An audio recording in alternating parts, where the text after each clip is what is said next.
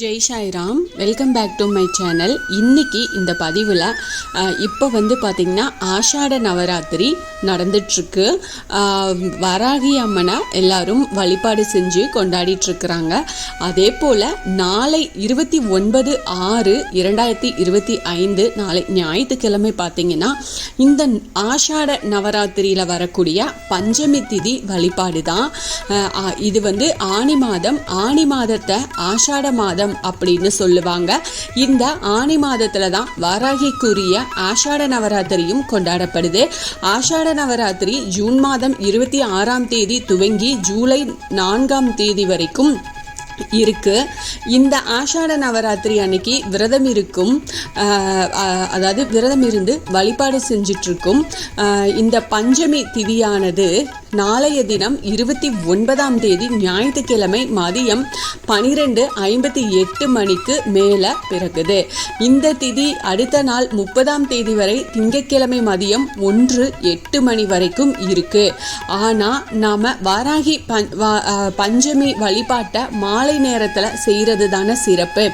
நாளை ஞாயிற்றுக்கிழமை மாலை பஞ்சமி திதி வழிபாட்டை எல்லாரும் வீட்டில் செய்யலாம். இப்போ அந்த வழிபாடு பற்றி இந்த பதிவில் நான் ஷேர் பண்ணுறேன். என்னோட சேனலுக்கு தொடர்ந்து சப்போர்ட் பண்ணுங்கள், லைக் பண்ணுங்கள், ஷேர் பண்ணுங்கள், கமெண்ட் பண்ணுங்கள், மறக்காமல் சப்ஸ்கிரைப் பண்ணுங்கள், பெல் ஐக்கானை கிளிக் பண்ணுங்கள். இந்த பதிவை ஸ்கிப் பண்ணாமல் முழுசாக பாருங்கள், நிச்சயமாக உங்களுக்கு பயனுள்ள பதிவாக இருக்கும். இந்த ஆஷாட பஞ்சமி வழிபாடு வாராகி வழிபாடு எப்படி செய்கிறது அப்படின்னு நம்மள நிறைய பேருக்கு தெரிஞ்ச ஒரு விஷயந்தான்.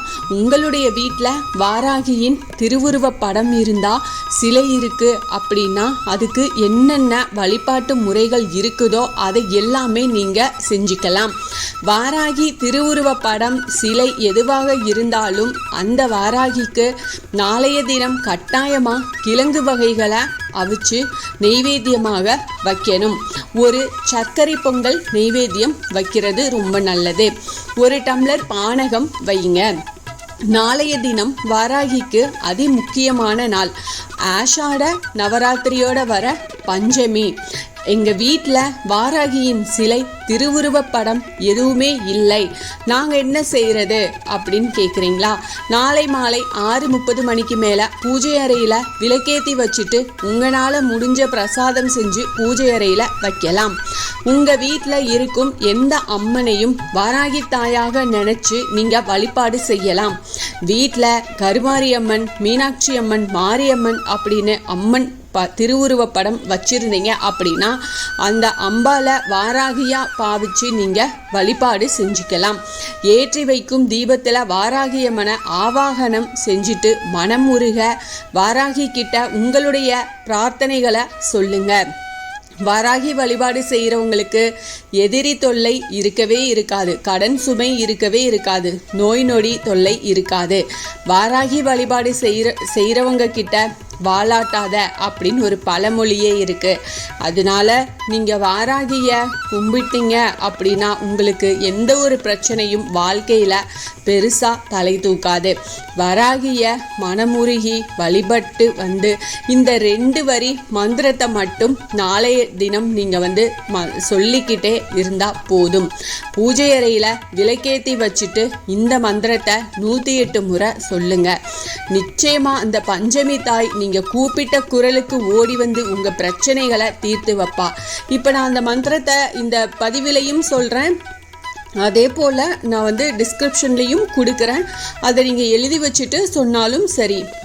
என்ன மந்திரம் அப்படின்னா, ஆஷாட பஞ்சமி பூஜன பிரியாயை நமோ நமக ஓம், வாராகியை நமோ நமக ஓம்.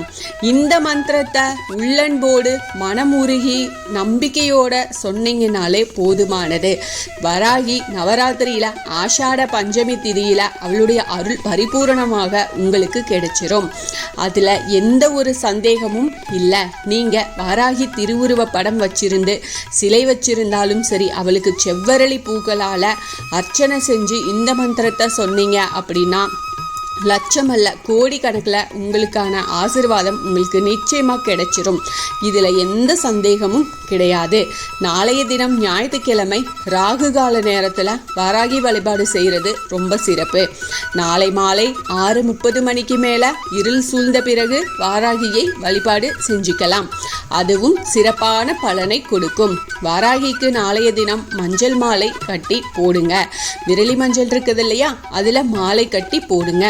வெற்றிலை மாலை கட்டி போடலாம். மாதுளம்பழத்தால் அந்த முத்துக்கள் எடுத்து அர்ச்சனை செய்யலாம். முக்கியமான ஒரு விஷயம் என்னன்னா, தேங்காய் தீபம் ஏற்றலாம், நெய் தீபம் ஏற்றலாம். நீங்கள் ஆசைப்பட்ட என்ன செஞ்சாலும் அந்த விஷயம் ஆசைப்பட்ட விஷயம் நிச்சயமாக அவ செய்வா. அதை மன நிறைவோடு ஏற்றுக்குவாங்க. நீங்கள் செய்கிற ஒவ்வொரு பிரார்த்தனையும் அம்பாள் ஏற்றுக்குவாங்க. உங்களுக்கான ஆசீர்வாதங்களை வழங்குவாங்க. அவள் பெரிய உக்கிர தெய்வம் அல்ல, குழந்தை உள்ளம் கொண்ட ஒரு தெய்வம், அவ்வளவுதான். அன்போடு பாசத்தோடு கூப்பிட்டீங்க அப்படின்னா நீங்கள் கூப்பிட்ட குரலுக்கு ஓடி உங்கள் வீட்டிலையே அமர்ந்துக்குவாங்க.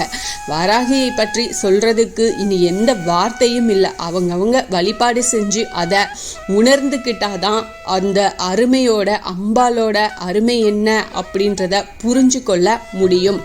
அதனால நாளைக்கு வரக்கூடிய பஞ்சமி திதியை தவறாமல் நீங்கள் பயன்படுத்திக்கோங்க. நிச்சயமாக உங்கள் பிரார்த்தனைகள் எதுவாக இருந்தாலும் நிறைவேறும். இந்த பதிவு உங்களுக்கு பயனுள்ள பதிவாக இருக்கும் அப்படின்னு நான் நம்புகிறேன். இதில் ஏதாவது சந்தேகம் இருக்குது அப்படின்னா எனக்கு கமெண்ட்டில் கேளுங்க, நான் பதில் சொல்கிறேன். என்னோட சேனலுக்கு தொடர்ந்து சப்போர்ட் பண்ணுங்கள். லைக் பண்ணுங்கள், ஷேர் பண்ணுங்கள், கமெண்ட் பண்ணுங்கள். மறக்காமல் சப்ஸ்கிரைப் பண்ணுங்கள், பெல் ஐக்கானை கிளிக் பண்ணுங்கள். இது போல் எனக்கு தெரிஞ்ச ஆன்மீக பதிவுகளை உங்ககிட்ட நான் ஷேர் பண்ணுறேன். Thank you friends. மீண்டும் அடுத்த பதிவில் சந்திப்போம்.